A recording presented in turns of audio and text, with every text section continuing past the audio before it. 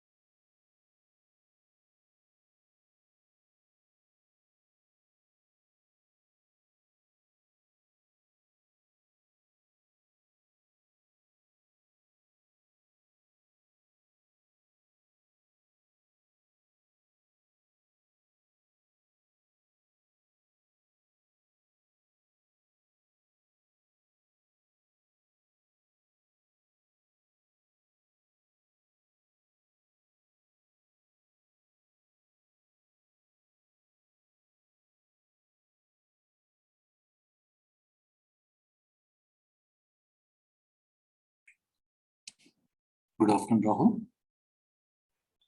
Good afternoon, sir. Hey, can you start sharing your screen, Rahul? Because we were in the middle of exercise yesterday. The AWS is part of it.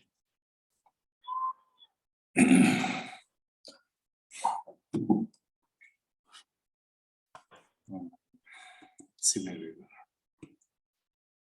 code commit, yeah. Code commit, go to our repository.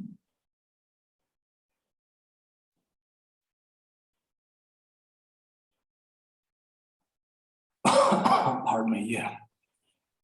And if you go into the source directory,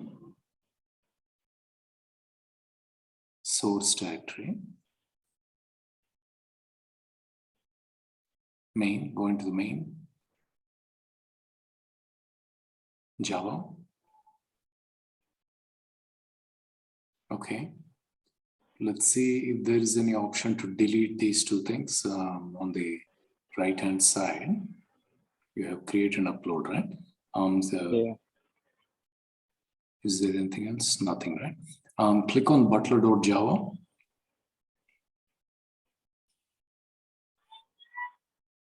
And let's see, you have an edit, but you didn't delete. So I guess we'll need to do it from the this one. Let's see.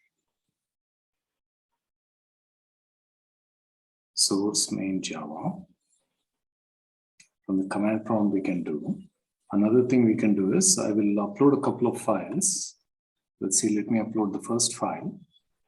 We'll try to understand the code coverage and quality gates is what I'm trying to explain. For that, I need a couple of classes. So just give me one moment here.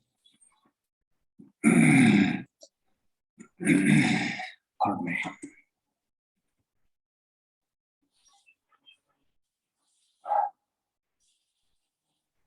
That is the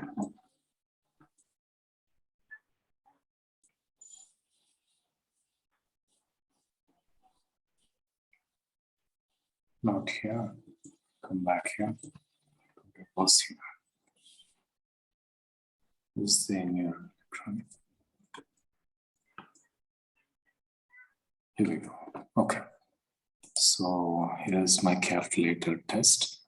I'm gonna copy this file and let me just paste it. Copy this. See if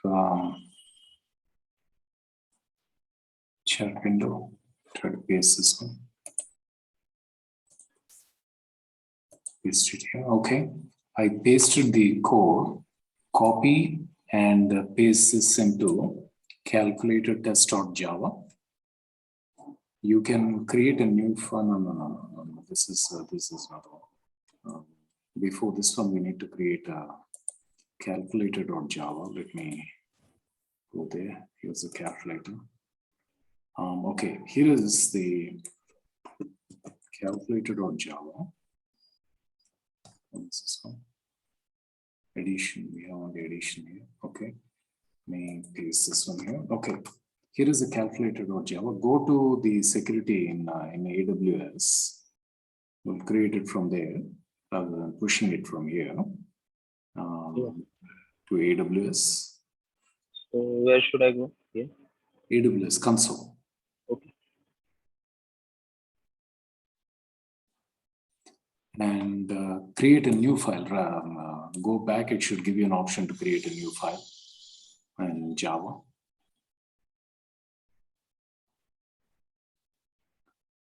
Then go into main and Java.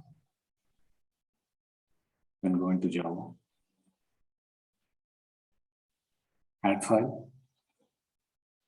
Create file. Let's say source, main, and Java. And here, I just sent you the calculator class. Copy that one, the most recent chat. Yeah. Paste it here.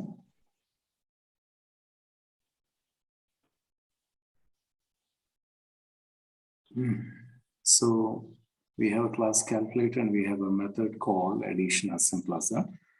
File name here, we'll give that as calculator.java. Okay, just give your author name and email address.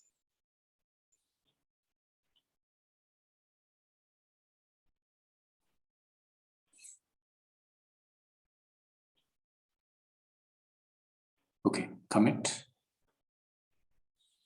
In another window, open the code build project.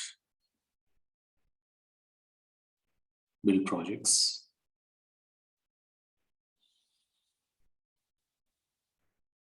And yeah, let's say, where is it?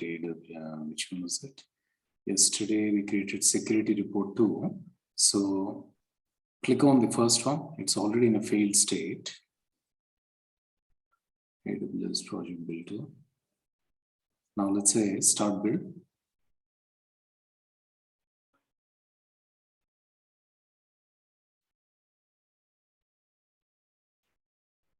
I think if you scroll down, it should allow you to tail it. Go back to the code build tab. Yeah. Tail it.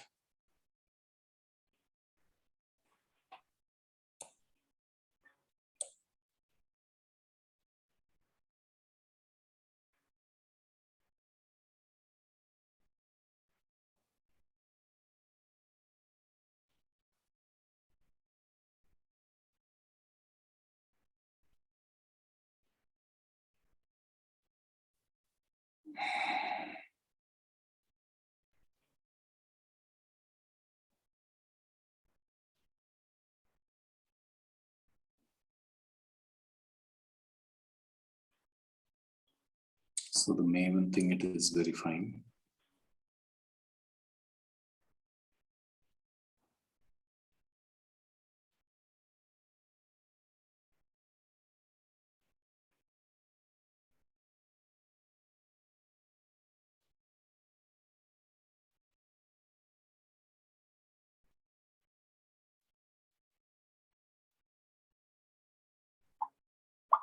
We did project binding error.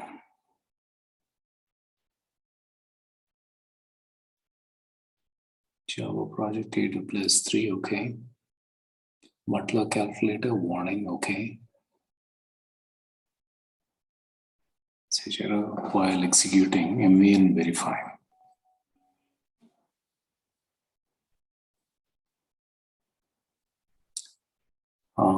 So container command execution error while executing MVN verify. Post build. It says succeeded. Post build succeeded, but it has given command execution error message error. Strange. Okay, go. It's failed. You have it in failed state because that is strange. Maybe because this token, it is not able to take this token. Good question. Can you check out buildspec.yaml? I think it's in security report 2.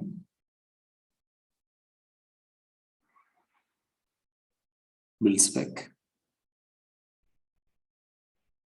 So secret manager token, dollar token seems to be correct. Should we hard code that value and try again? Just give me 1 minute. Sorry about that.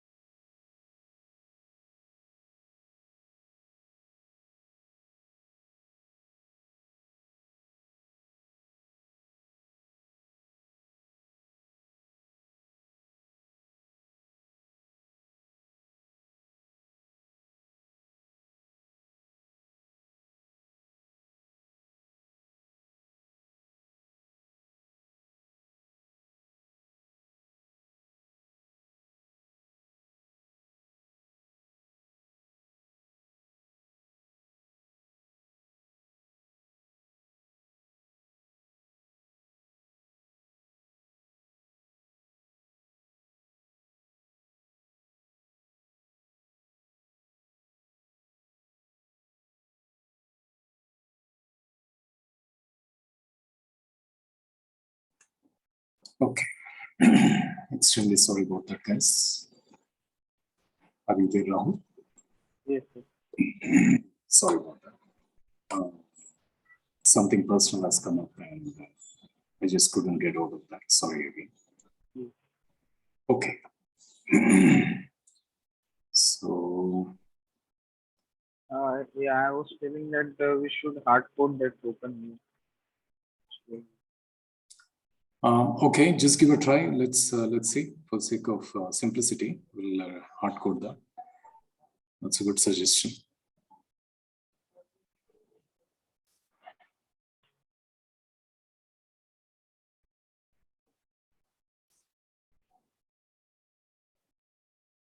You need, okay.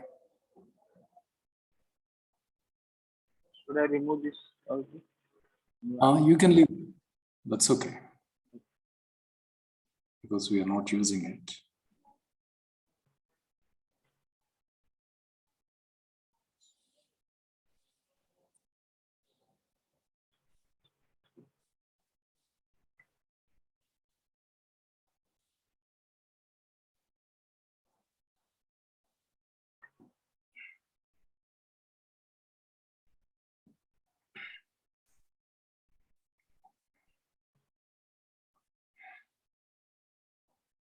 Retry.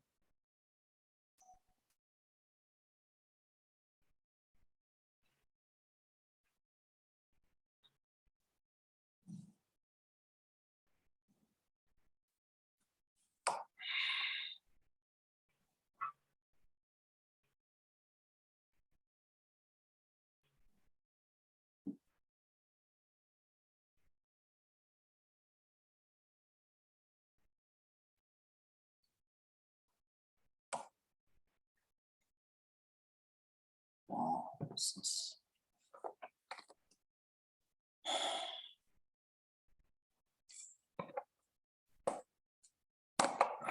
Yesterday when we have put the token, I recall it has worked, isn't it, Rahul? Don't you recall? What, sir?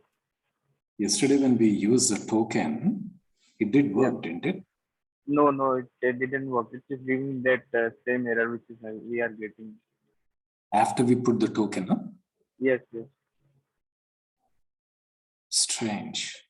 When we have hard coded, not that, at that time it was working, but after when we are using this secret manager, it was not working.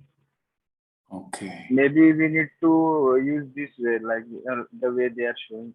We need to create one class or something to use that. Oh, okay, I see what you mean. Okay, no. This is in the code file. That is in the Yeah. configuration file. For So, configuration file, they are not giving any example. no, that is buildspec.yml, right? That's YAML Yes, yes. files. So we don't need to use a code like this. Rahul.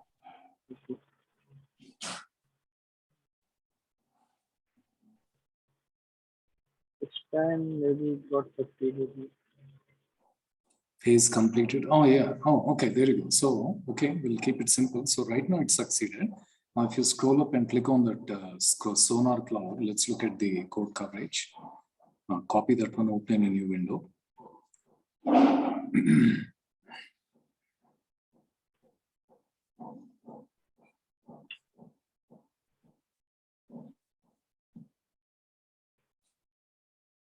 And code coverage is 0.0%.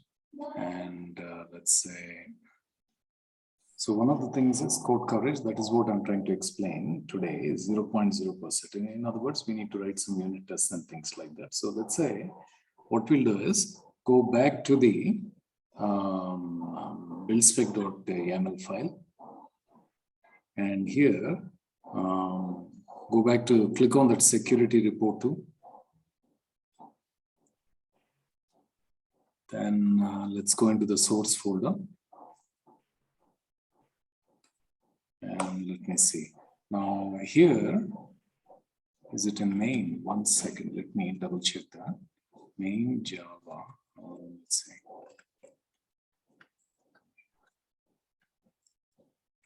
Build spec, it's a calculator.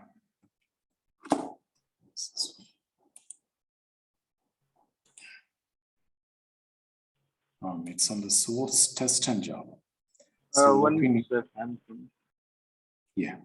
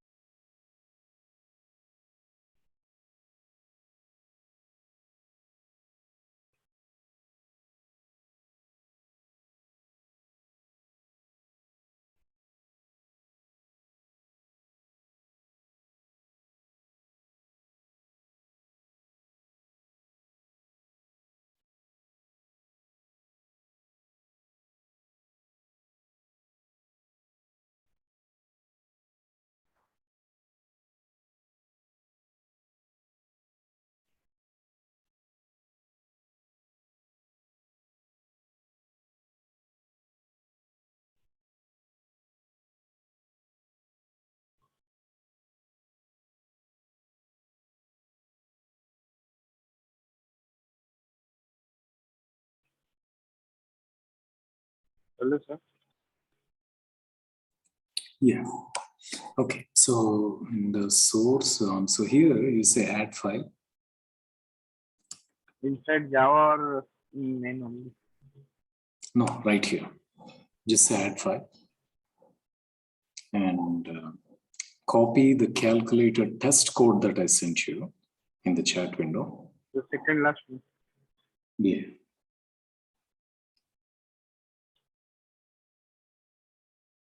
Pardon me. Paste it here. Okay. So verify edition 1 and verify edition 2. If you look at this one, this is what is unit testing. Like when I explained yesterday that developers will be writing their code to programmatically test and see if their code is working or not. These are the kind of classes that they provide for every class that is there. For example, calculator, butler, and we had something else. They will provide a calculator test, a butler test, and so on and so on.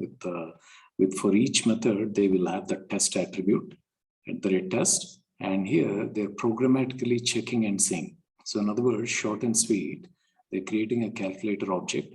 They're performing the operation of addition 5 plus 2. And assert equals to is just returning a true or a false. If it returns true, that means the test has passed.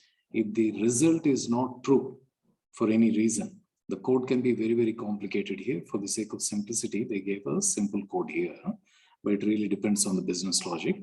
If that assert equals to returns false, then the test fails. So what is that? That's a programmatic way of catching and or testing if a method is working fine or not. This is what is called unit test. This is part of the code coverage. So ideally in a real world, the developers write tens and tens of methods in classes. For every method, most of the methods, important methods more precisely, they provide methods like this, which are testing them programmatically. This is called unit testing from a developer standpoint or a programmatic unit testing. And this is what is referred as code coverage. Okay. That is just to give you a quick overview of that. You don't need to understand anything more than that. Now, if you come back to the file name, over there, we are under the source. So say here for file name, you say /source/test/java/source. Oops. What you're under source main, it is coming under. So we need to be under the source. You're in the main. Okay. Go back to the source. No, click on that source. No. Cancel this. You can cancel this. Discard. Now click on the source folder, not on the main folder. Now add a file. Then paste the calculator test. And here say test / so remove the slash. Let's say test / Java / calculator test.java. So this is the calculator test.java.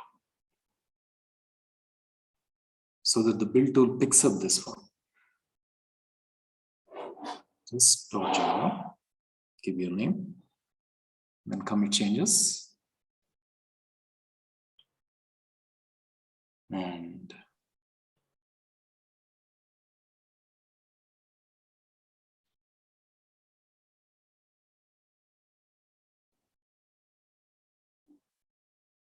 source test Java. Okay, so now go back to the code build.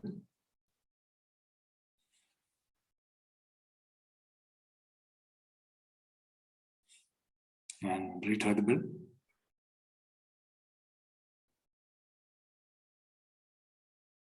So what is the difference between this unit testing and integration testing? Integration testing is done between multiple applications. The unit testing is done within an application. So let's say there are multiple applications, then upstream and downstream applications. From one application, some kind of data is being flown into another application. That's when you integrate. You do some integration. Catching So it currently we are doing unit testing, right? True.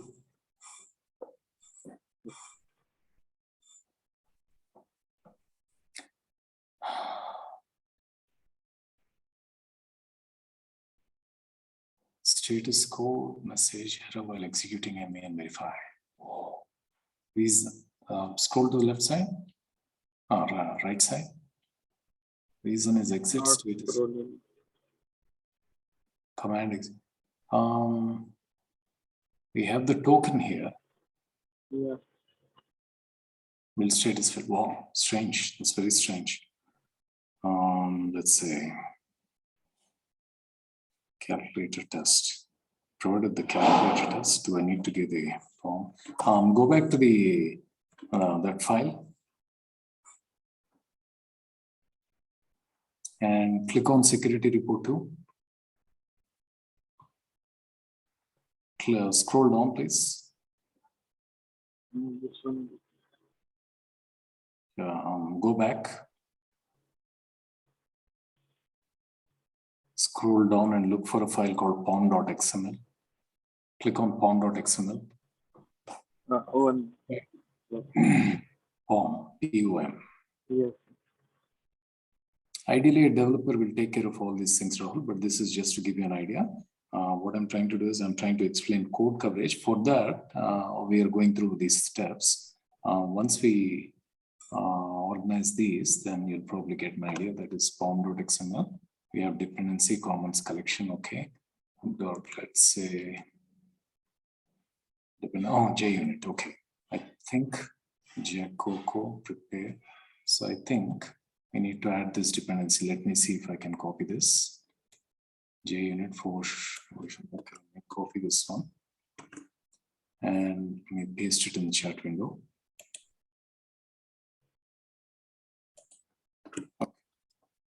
So pasted this one, copy this dependency and paste it under this / dependency as a last dependency. Edit this file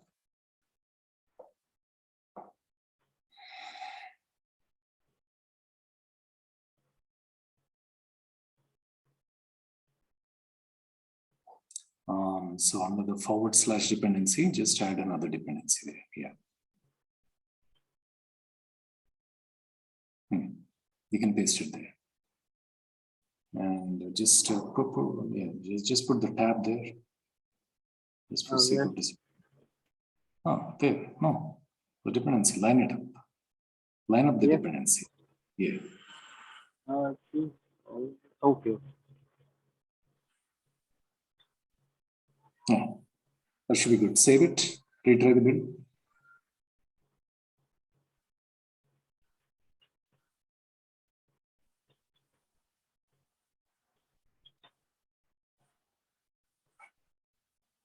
So again, POM stands for Project Object Model. The Maven build is looking at this file and it is looking at each of these dependencies and trying to perform these actions. So yeah, retry.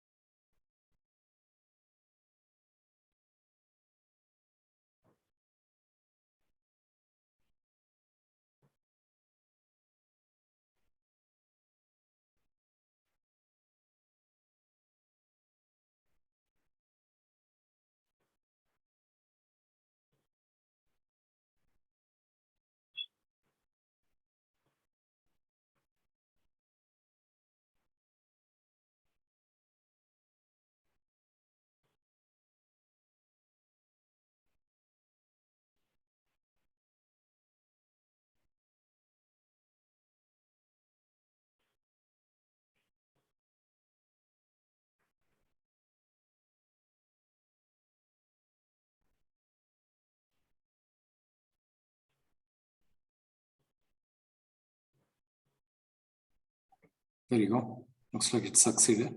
Yes. Can you bring up now the Sonar Cloud?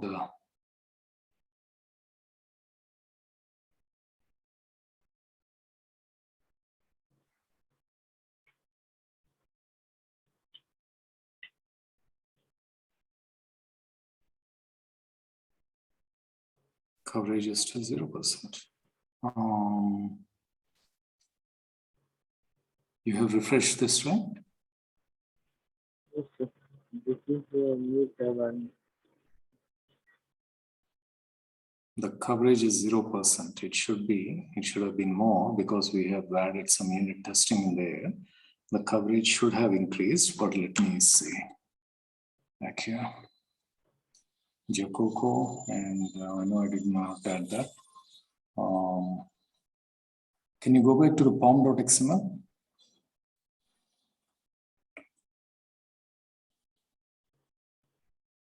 You have dependencies. And let's say, okay. Let me also add this part of it. Copy this one. Under the dependencies, I'm pasting it into the chat window. Paste this build section of it.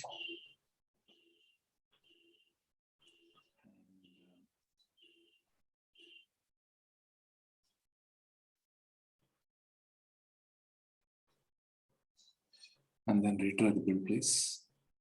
Under the dependencies. where's Slash below. One step below. No. After that one. After that one, buddy. After Okay. dependency. Okay. Yeah. Yeah. Okay, save it and rebuild it and give me one moment. Sorry about that.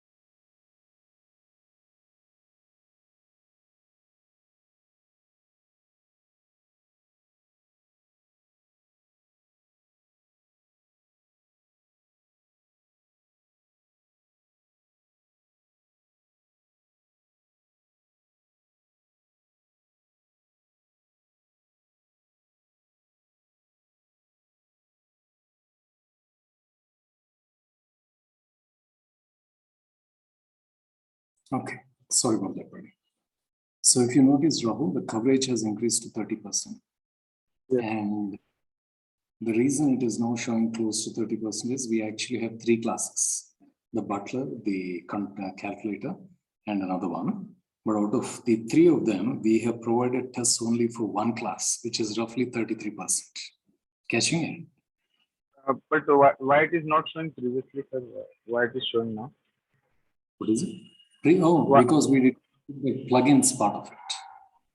The Sonar Cloud needs that plugins part, or in other words, the Maven needs that Jacoco Maven plugin, and the report that Jacoco Maven plugin is actually used by Sonar Cloud.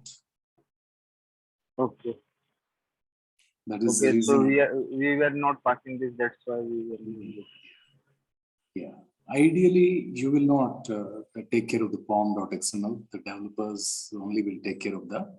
So, but what we will look is, what you will look at is, you look at the report where you're seeing 29% or 30% coverage. And we can put in a condition where a build can fail if it is less than 30%, 40%, 80%. That is called a quality gate, as simple as that. Catching it? So I'm not able to understand, but what is this 30%? Code coverage. We have 3 classes. Yeah. One is butler, one is calculator, another one is, I don't remember the name of it, but we have 3 Java classes. Yeah. Out of it, there is only one class in which we provided the unit tests. 1 out of 3 is roughly 33%. Okay. So only one class is having unit test testing.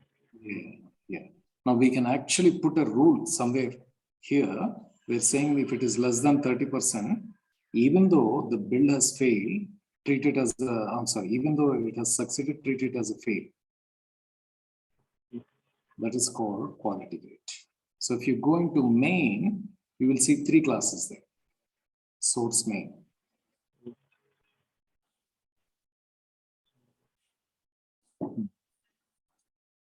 Yes. Unzipper. So we did not provide any test classes for butler and unzipper. So we have provided for this calculator. Which is roughly 1 out of 3, which is 33%, which is close to 29%. Catching it, Rahul? But how we have provided that unit testing to that class? Can we provide it to other also? Yeah. You have tried it. Writing unit testing, and again, that is a developer task. That is not you or my task. Okay. What you will do is you will just see in the report how much is the code coverage. You will have a quick word with the team lead or the architect and say, hey, the code. So which means only 30% of the code is tested by the developer. That 29% is roughly 30%, right? So it is telling you, imagine you came across some problem in some project in your while you're working. And now you go and look at their source code analysis, and you're saying only 30% of coverage is done, which means the developer has only tested 30%. So you can tell the lead or the architect, maybe they should provide more code coverage so that they don't run into this kind of problems and things like that. Okay. You can give a suggestion. Catching it, Rahul? Yes. Yeah, as simple as that. That is generally what you'll do. And as I said, we can put conditions where we can say failable. So in other words, imagine someone like a senior architect in your organization decides in every project, at least 50% code coverage should be there. Otherwise, treat that build as a fail. So what you can do is you can add a condition somewhere over here that is called as a quality gate. Okay. As simple as that, okay? So what we are doing is we are the more the testing, the much better it is. The more the secure it is. That is also a part of the dev security operation. Okay. Okay, so let me come back here. Let's see what I have.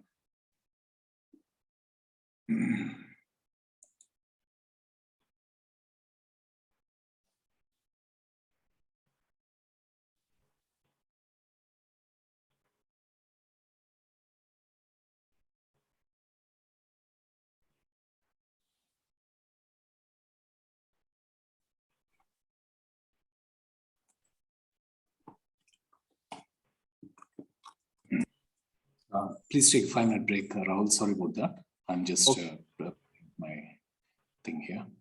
Okay.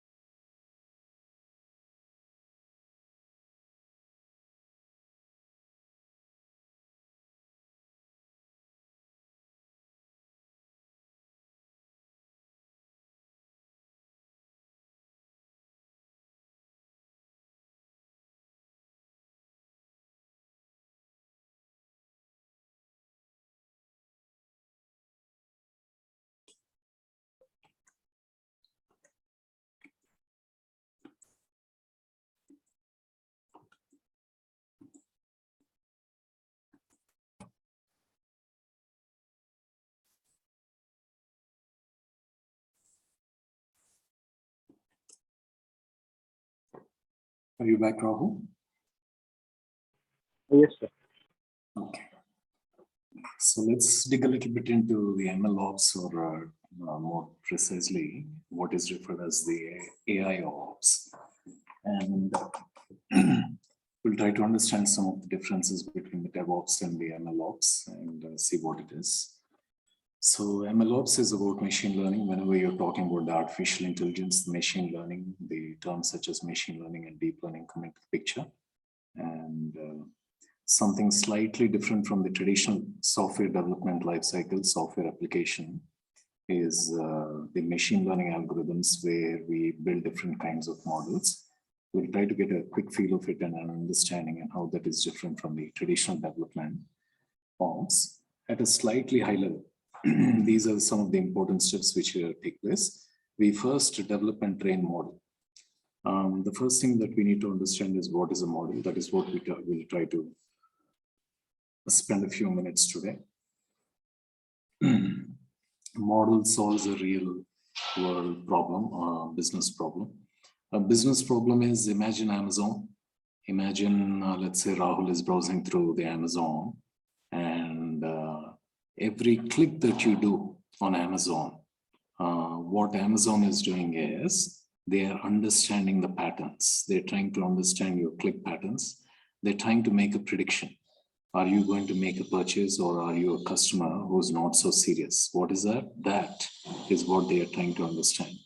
If you're a customer, if you're a serious customer, then they may offer discounts. If you're not a serious customer, also they may offer a discount.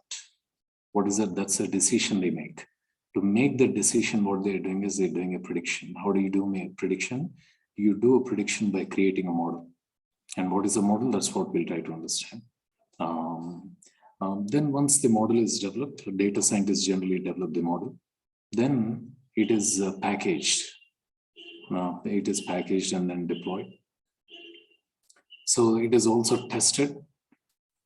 Testing also we'll try to see. After you test, or in other words, not you, but the data scientists do the validation and the testing. And once they have a metric saying that it is working, it is the majority of the predictions seem to be coming up correctly in the test data, then they will go ahead and deploy it. And after the deployment, it is being monitored.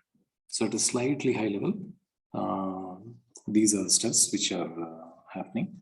So it is again a similar definition of the DevOps. It is about bringing the people, process, and platform to automate not the traditional development, software development, but this here it is slightly different. The machine learning models is what it is. So again, I will not read out every word here. It is about people, process, and platform. So how it is different from DevOps? So in traditional DevOps, what is happening is developers write the code, then the unit tests are written. We have just seen an example of unit test on the calculator test.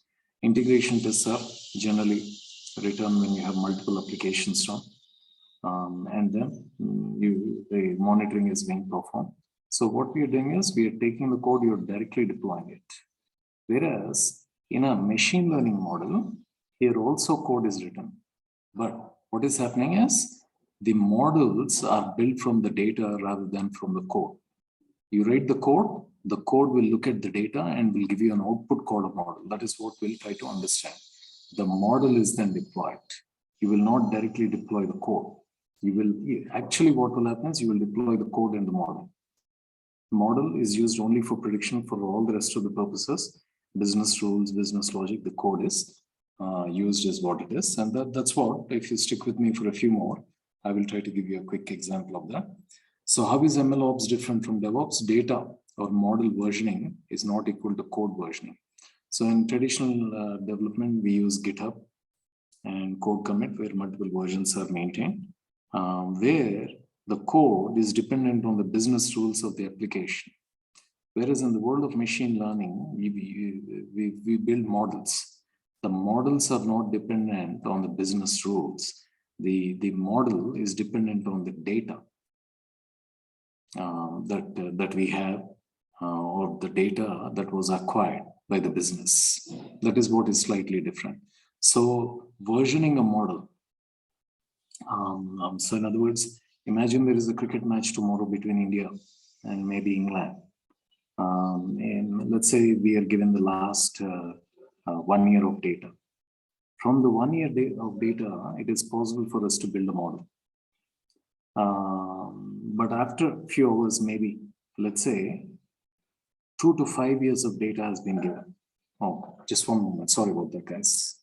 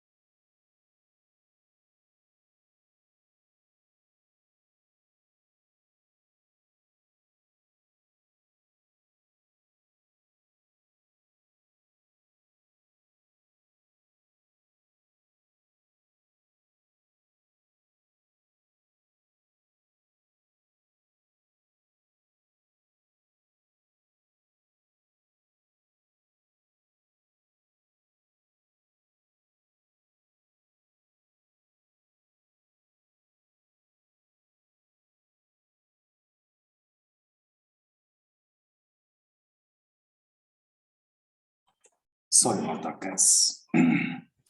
Okay, so in other words, there is a subtle difference between the code version and the model version. I was giving you a simple example. If we are given a data, suddenly for the past 5 years, and we are asked to build a model which will predict if India is going to win tomorrow, then the model will be different if we had only 1 year of data, is what it is, guys. Okay, that's a slightly deep one. I don't want to overcomplicate it at this stage. So just bear with me until I give you a few examples. Model reuse is different than the software reuse. In today's world, what is happening is more and more data is getting added on a daily basis. In some organizations, if you're into stock market and things like that, in a few seconds, milliseconds and things like that, especially if you take Forex data and things like that, lots of data is pouring into the business of the organization. So most of the companies who are into the financial domain, what they do is they try to build the model as in when they can build the model maybe in a few seconds to a few minutes, versus in certain domains, in a healthcare domain or maybe in a telecom domain, they build a model periodically, maybe once a week or maybe once a month. That depends on domain to domain. So until then, they will be reusing the same model. Digital audit trail, again, is nothing but tracking which model is used and trying to understand where did this model come, what is a snapshot of the data where the model has come from, is what is the digital audit trail. Model performance tends to decay over time. So in other words, imagine we built a model which is predicting if India is going to win or not tomorrow, and it has done a good job. Let's say in the next 10 cricket games, our model has predicted correctly 7 out of 10 times. We say the accuracy is 70%. We can go to the business and say, hey, is 70% accuracy okay? Are you happy with it or not? And they might say yes. In such case, we can continue using the same model. But let's say they say, hey, we want 90% accuracy. Can you build a model where the model has 90% accuracy? Then we need to fine tune it. We need to go back to the data and do lots of, you use lots of data wrangling techniques and in an effort to increase the accuracy of it. So what is that? That is what is model performance. Your accuracy is a measure of model performance. And so here is what it is. We have data catalog. Data catalog is data. Ideally, a data engineer or a data scientist, they will prepare the data. After preparing the data is called data cleaning, data wrangling. That is where 70 to 80% of the time goes, or maybe 90% of the time goes. Data pre-processing is what, imagine a one-day international match. It is like the first 40 overs of the cricket match, for the first 40 overs of the innings. The last 10 overs is where they're trying to hit all the fours and the sixes. That is where the visualization and the model building comes into the picture. So that's where they select the algorithm and then they try to tune the model and come up with, they can build multiple models. Each model is like a judge. They will use multiple judges. They will see which judges making a correct judgment majority of the times, and they will take that judge. So you can think of a judge like a model is what it is. So what is this? This is the traditional way of building a model. From the data, you build a model is what is the mantra here. That's what the data scientists do. Reproducing the model. So in other words, if you take the stock market, if we build a model today, we can build a model. We can take the data for the last 1 year or maybe 5 years and build a model today. But tomorrow, we can also use the same model, but by tomorrow, we also would have had today's data. So what can we do? You can rebuild the model by including today's data. That is that is generally what is done. Whenever they get the new data, they try to rebuild the model, and that becomes a new version of the model. Then they deploy it. So model registry is nothing but a place where they maintain all the list of models that they have. And again, the process of automating this whole thing is what is the MLOps about, right from building the model to the deployment.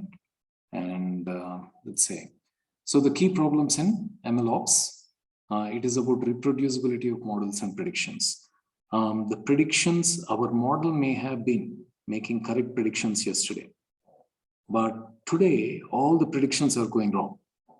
We are maybe predicting every time our model is predicting whether a stock is going to go up or down, all the predictions are going wrong today. But yesterday, all the predictions are going up.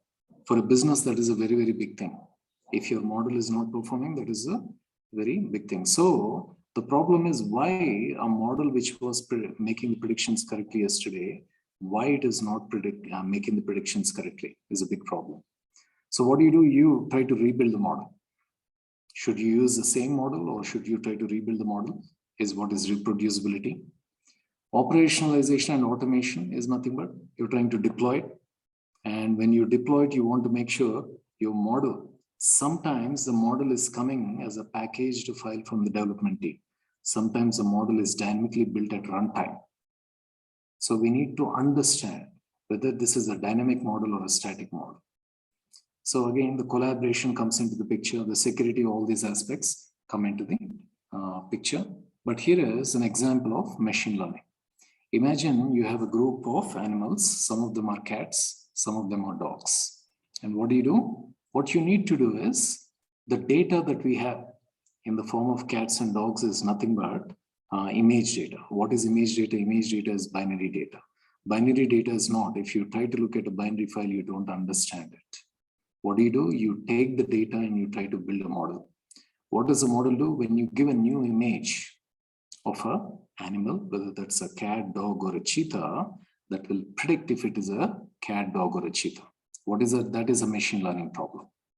From the data, we try to build a model and then we try to make a prediction. So the first step that we do is we take a group of images. That could be 10 images, that could be 100 images, that could be 1 million images. From this data, we are trying to build a model. So this data is initially referred as training data. You pre-process and then you build a model.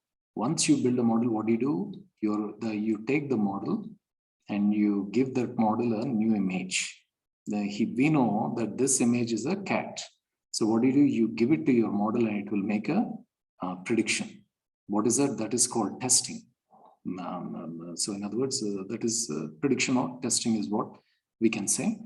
So what is happening is the data, the data of the images is in binary format. We cannot make sense out of it. But here is another example. If you take a look at this, X and Y are two columns of data. There is a mathematical relation between X and Y. What is that one? Notice we can translate this into Y equals to X. What is that? That's a mathematical equation. What is that? That is called a model.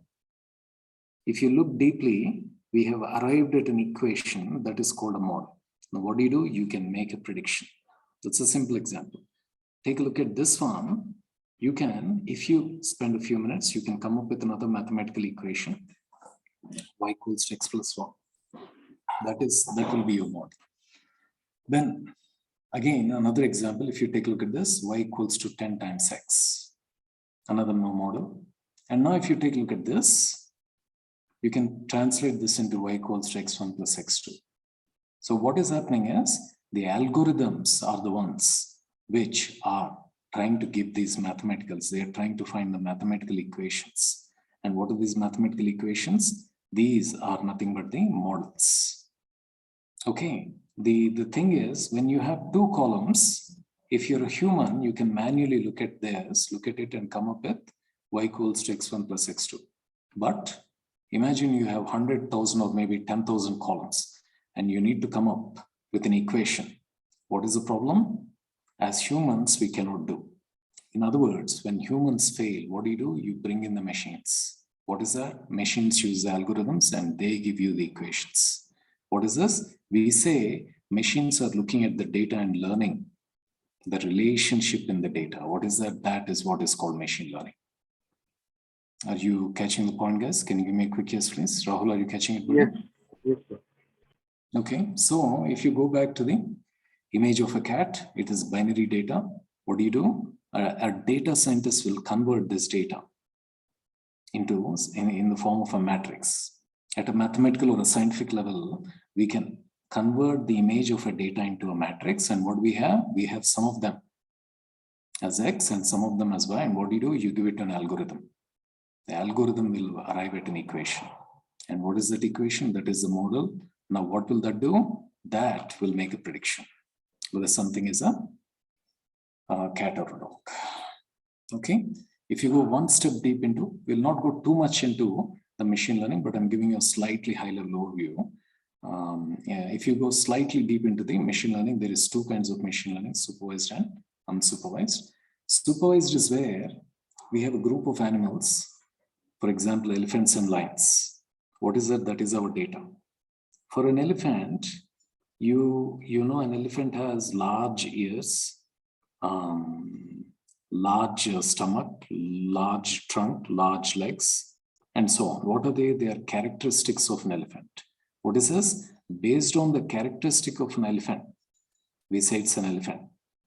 So in other words, your characteristics are X variables. Your elephant is what it is saying is a Y variable. Maybe I'll say at a simplistic level. Similarly for lions, they have short legs, they have sharp teeth, they have long hair, a large tail. So what is it? Those are the characteristics of a lion. They are the X variables. And what is it? It is a lion. What is it? That is a Y variable. What is this? This is the data. What do? You give it to an algorithm. What is the algorithm? The algorithm will give you the robot, the model. What does the model do? When you give a new animal, that could be an elephant or a lion, that will make a prediction, whether it is a elephant or lion. And what is this? This is called supervised learning. Supervised learning is where in our data, we know the answer. Which one is an elephant versus which one is a lion, we already know. And taking that kind of data, we are giving it to an algorithm. So in other words, it's like telling the algorithm, this is an elephant, this is a lion. So what are you doing? You're kind of telling the algorithm, you're kind of training the algorithm, you're supervising the algorithm. That is what is referred as supervised learning. Okay, go one step deep. Imagine you have a group of fruits. Now, all you do is you don't tell whether something is a banana, something is a orange, grapes, or maybe apple. You just give the data to the algorithm. You don't tell what it is. What the algorithm will do is the algorithm will find hidden patterns. It will automatically separate using the principles of mathematics, statistics, and probability. It will come back and it will separate all the bananas, grapes, oranges, and things like that. What is it? It is identifying the patterns. What is this here? We did not tell the algorithm. That is called unsupervised learning at a slightly high level. Again, guys. Rahul, catching it, buddy? Yes, sir. Okay. So So again, there is a third type of learning also now. true. Reinforcement learning. Yeah, reinforcement learning is all about the deep learning and things like that, where it can be also a combination of supervised and unsupervised learning, but that is slightly bit more advanced, buddy. Used in games and things like that, and that's what the AI is about. But deep learning and together the machine learning, yes. Yeah, we'll slowly try to touch that one. Okay. But if you look at this puzzle, what is this puzzle, guys? You can think of in any business puzzle. So in other words, you take this puzzle, what can you do? You can, if you put the puzzle together, you can come up with, you can see something like this. You can say it's a father and a child, maybe they're working, maybe they're cycling at a beach on a warm and a cloudy day, maybe they're on a picnic. What is this? This is called telling a story from the puzzle. Okay, so what is that? That's what businesses are doing. Every business has the data, and what they want to do is they want to be able to tell a story from the data. That's what the data science is about. And what is that? That is nothing but the insights. So if you imagine you take a financial domain or a bank, imagine there is a group of customers, and if you look closely, notice some of them are male, some of them are female. Now, if you go a little bit deep into this data, you can also observe different colors. Each color is telling you a different thing. Maybe all the orange colors are the men who are married, or the customers who are married. The pink color customers are the customers who are unmarried, they're bachelors. Maybe the purple are the ones who are maybe have a house loan. Greens are the one who have a car loan. And like that, there are different categories. What is this? This is analyzing the data. As you look deep into the data, we can find multiple permutations and combinations of the categories of the groups of the customers. But imagine, imagine a bank, in a bank, suddenly a group of customers are closing their accounts. All the customers who are on the right-hand side have closed their accounts. So what will the business do? Well, the business or the bank will be in trouble, because they're losing their customers maybe to their competitors, or for some reason they're losing it. So what would they do? That's where they will look deep into the data. They want to understand. They may not be able to go and ask every customer, what's the problem? If they have hundreds and thousands of them, they cannot call them, because in a day, what they can do is very limited. That's where they look into the data. And what do? That's where they try to find the patterns in the data. What is an example of pattern? Take a look at all the pink women. All the customers who are in pink. Notice what is happening. There were originally 3 pink women on the left-hand side. And all the 3 pink women, let's say they are unmarried, they're bachelors women. So what is happening is they have left the bank. For some reason, they closed their accounts. So there were originally 3 pink women. All the customers are female and all of them are unmarried. And what is it? 3 out of 3 have left them. What does that mean? That can be translated and said, it looks like if a customer is a female and she is unmarried or maybe bachelor, there is 100% chance or a probability that she would be leaving the bank.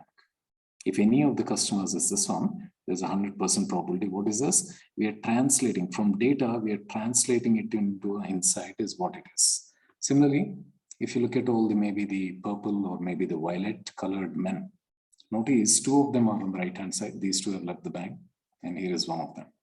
What is it? We can translate this and say 2 out of 3 customers who are male, and let's say these are all the unmarried men are leaving. What is that? 2 out of 3 is 66, 0.66, which means 66%. Which means if a customer is a male and he is unmarried, there is a 66% chance or a probability that he will leave. What is it? That's an example of an insight. Again, this is what the machine learning algorithms do. The objective of why I'm trying to give you an example is these are the patterns that they will try to find. This is what is an example of unsupervised learning. So if you look at the green, notice 1, 2, and 3. 1 out of 3 are leaving, 1 out of 3 is 0.33. So if somebody is, a customer is a female and maybe she's married, there is a 33% chance she might leave the bank. And here is maybe less than 30%, and these are probably less than very, very low probability that they will leave a bank. What is that? They are loyal customers. So in what way is that useful? For a bank, they might come up with different plans. If somebody is a 100% chance of leaving, they are very risky customers. They will immediately catch them. They will target them and they will say, hey, special discounts, we are reducing this, we are reducing that, and things like that. Similarly, for loyal customers, they have a different kind of customers to retain their customers. What is it? That is what the data is about. Here, we are telling a story from the data for a banking domain. What is it? That is what is called finding hidden patterns and relationships in the data. That is just to give you a quick example. And what is this? This is where the machine learning algorithms come to our rescue. It is not possible for humans to find all the hidden patterns. Whether somebody is a male or a female, it's easy. But whether somebody will leave your bank or whether he is going to be a loyal customer, it is not easy. That's what the machine learning algorithms do. What do? From raw data, we are trying to find something which is useful to the business. That is what is the objective of the data. And that's why everybody is after data. We can also say, if you have a lot of land, on the land there is sand and soil, but it is not easy to find the gold in the data. Okay, what is gold? Gold is like insights. And what is it? That is what everybody business is after. Your data might be your stock market data. From the stock market data, you want to make a prediction if a particular stock is going to go up or down. What do? You cannot. It is not possible to do that for every stock. So what do? That's where the machine learning algorithms come in, and that's what companies want. I'm sure most of you are using YouTube. If you look at YouTube, you search for Shahrukh, what do you get? Well, it starts recommending Salman. You spend some time looking at Shahrukh, it will also recommend Salman. What is it doing? It is using machine learning. There is nobody sitting behind you and giving you these recommendations. It is the algorithms at work.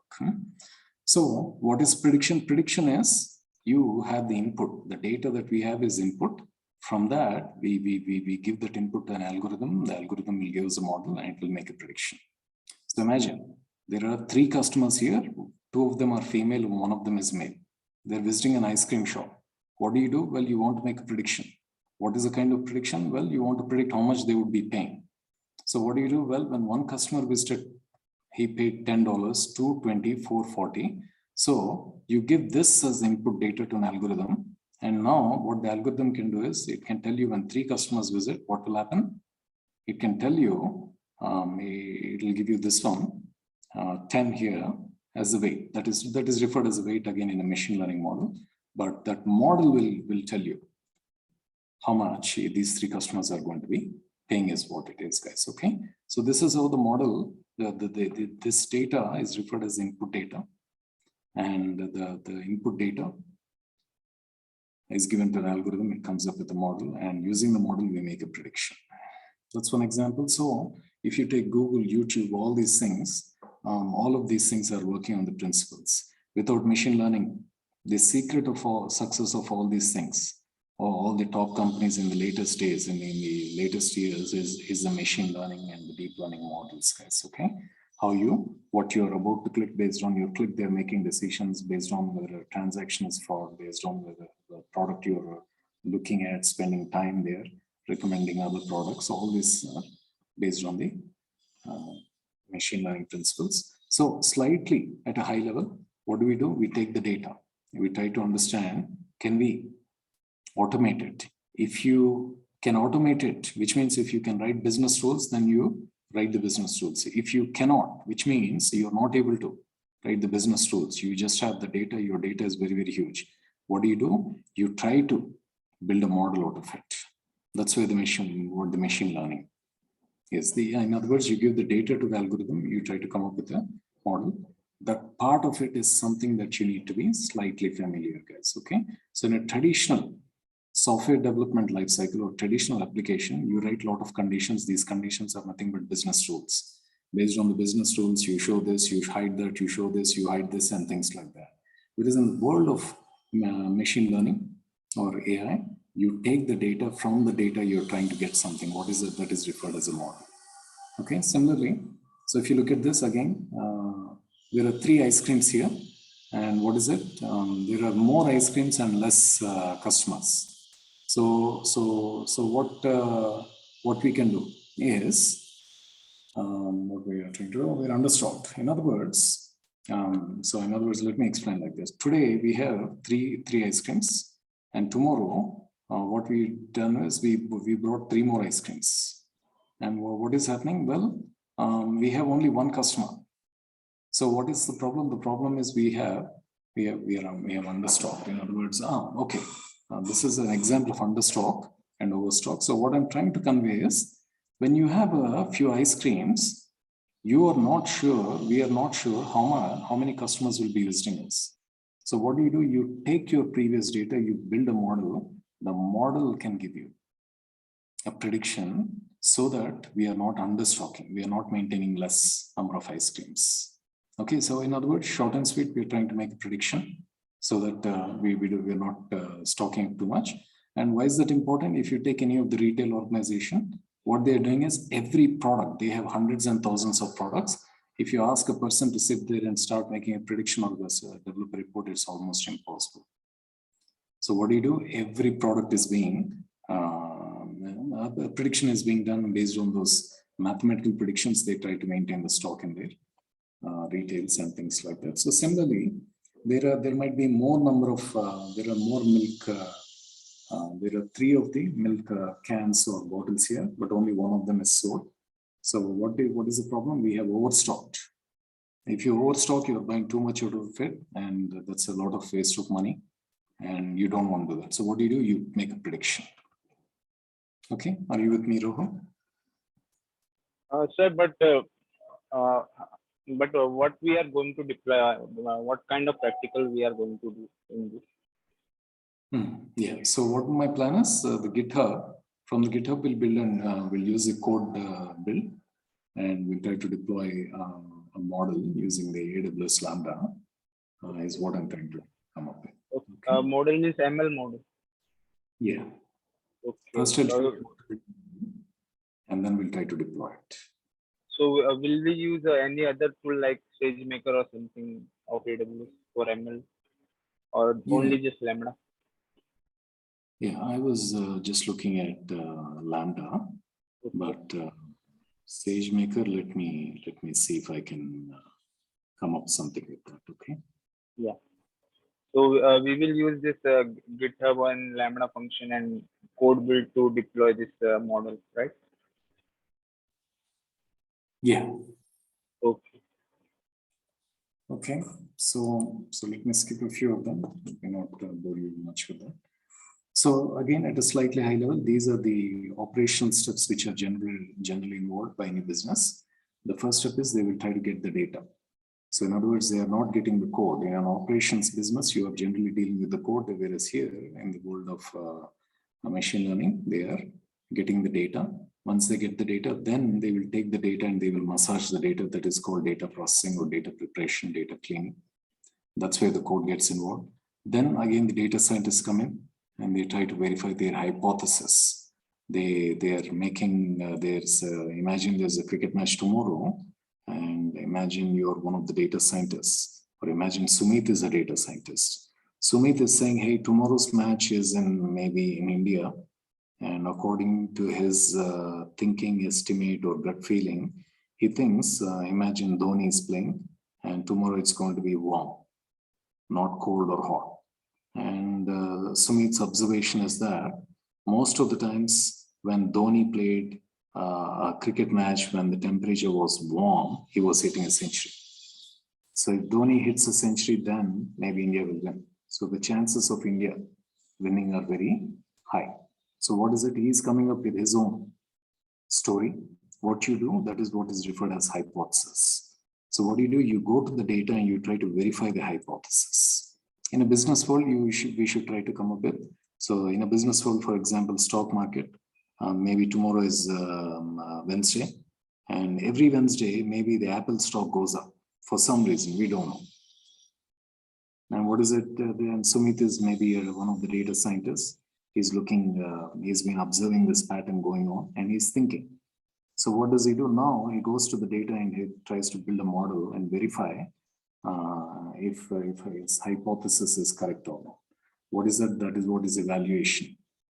He's trying to evaluate. Once he builds a model, he'll test it. Then if in the testing he gets good results, then he will deploy it. And once you deploy it, you try to monitor it. That is what is operation. So here is another example of maybe housing data. The price of an apartment may depend on many factors: number of bedrooms, floor numbers, criminal rate per year, pollution level, distance from the nearby education, distance to nearby educational institution, and so on. So price is going to be the dependent variable. It is like the variable Y, and all other are the characteristics of house. What can we do? We can take this data, we can clean the data. What is cleaning the data? Notice in this column, all of them are numeric data, but this is alphabetical. So similarly here, there is some missing data. Similarly here, the length of the column is too high. That is what is referred as data preparation.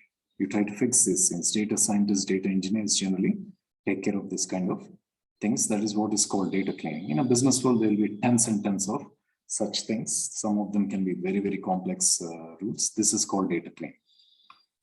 And then once they clean the data, they will come up with a hypothesis and they try to verify their hypothesis. They take the cleaned data and they try to give it to an algorithm and they try to make a prediction.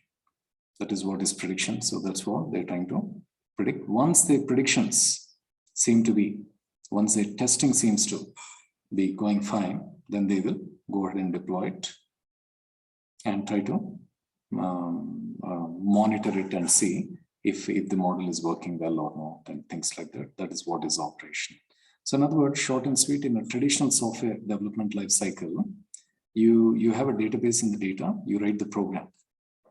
The program is actually where you're writing the code, which is kind of giving the output.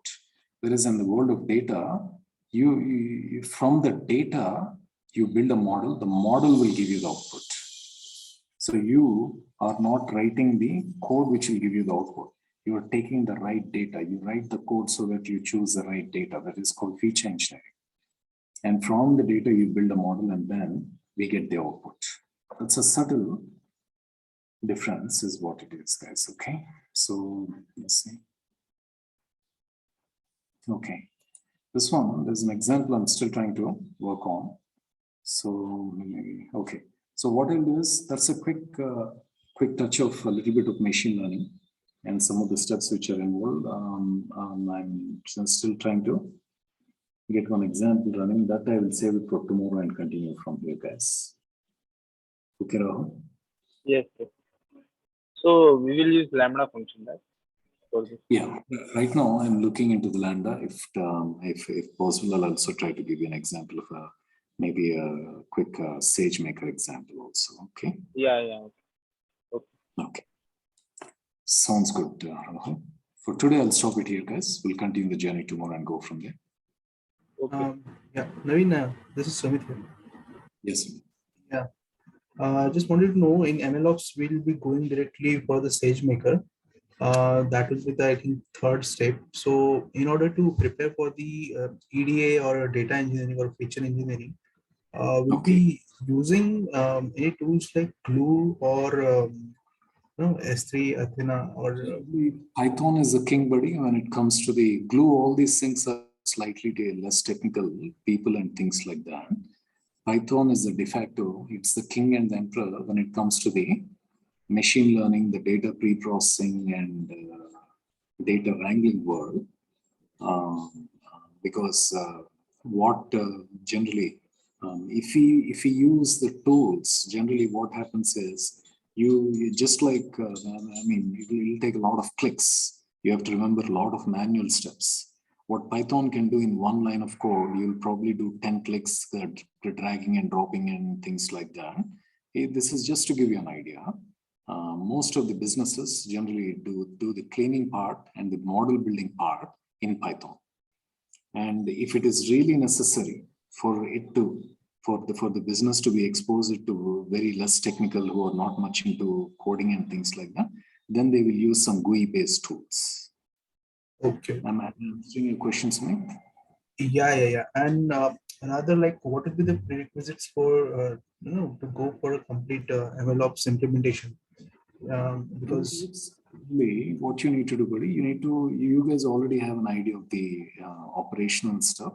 You just need to have an understanding of, what the people in real world, what generally we are observing is the people who are into the world of DevOps, they don't understand what is model building. And when the data changes, when the model changes, when we refer to the a new model is built and things like that, a total confusion comes into the picture. Why certain models at certain times are making correct predictions, why they're not making correct predictions. And if there is an error in some data aspect of it, trying to narrow it down is, where there's a lot of troubleshooting and things like that time is spent. But short and sweet, if you just have an idea of how to build the models and things like that is more than enough. Nobody, because generally this is the area of the data scientists, they will have an idea of the how to build the model and the technical aspects of that body. Okay. So we just have to take the whatever outcome of their model is there. We have to just use that. True. We should not worry about what things are going behind the. True. Yeah. Ideally, they will give you, most of the times it is static modeling, static models, dynamic modeling. Dynamic models, probably you will not get into, or even if it is, the models are built at runtime also. If you have an idea of how to build a model and things like that, that should be good enough, Sumit. Okay, so having a knowledge of just supervised and unsupervised, these like basic terms are there, will also be enough for the complete activity. It will be helpful, buddy. I just gave you a very high level view of supervised and unsupervised learning, but that will be helpful for you, is what it is. You really don't need to worry whether it is supervised or unsupervised at an MLOps level, is what I'm trying to say. All you need to know is it's a model, is a model being built, are we having the correct version of the model, and if the version of the model changes, what does it mean, is what you need to. Those are some of the things that you need to understand. Okay. I'll also see if I can kind of explain a little bit, maybe in an example, and maybe help you in understanding and things like that. Okay. That will be really better to understand. Yeah, I'm working on it, Sumit. Okay, guys, for today, I'll stop it here. We'll continue the journey from here tomorrow and go from here. Thank you. Signing off for today. Thank you, sir. Thank you. Thank you, and bye for now.